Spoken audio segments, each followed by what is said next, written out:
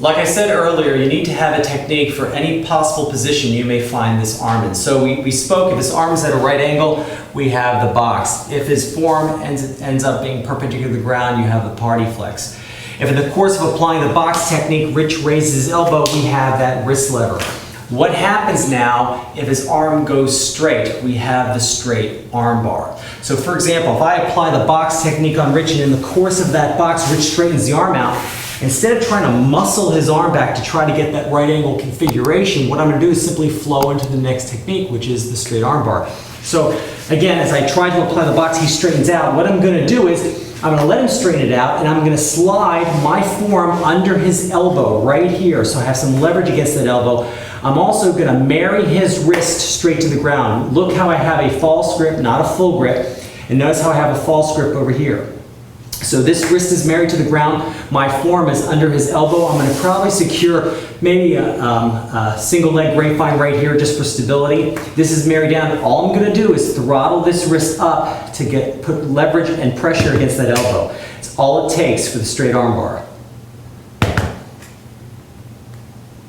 So again, so the position here, I decide to go for that box technique. He straightens it out, I go with it, slide under, turn it over a little bit. You want to get that bicep pointing to the sky, so I may actually have to turn a little bit.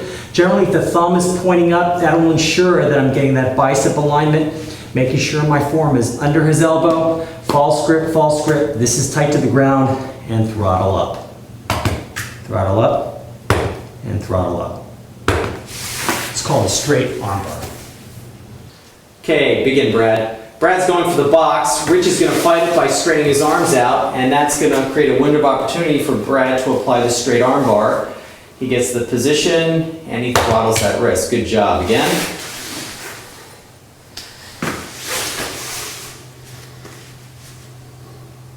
Notice how Brad has two false grips.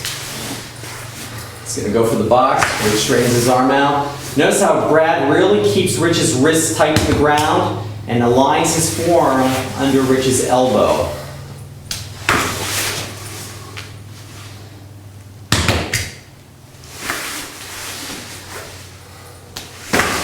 This is not to say that you go for the box first, always.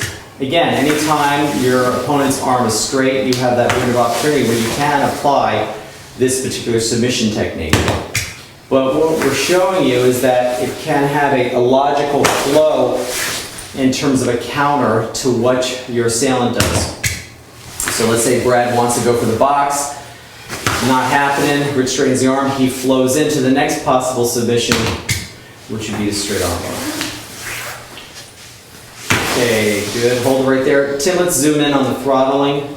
Okay, so focus, the viewers, focus on Brad's right wrist. See how he throttles it up? Notice how he really keeps Rich's wrist to the ground.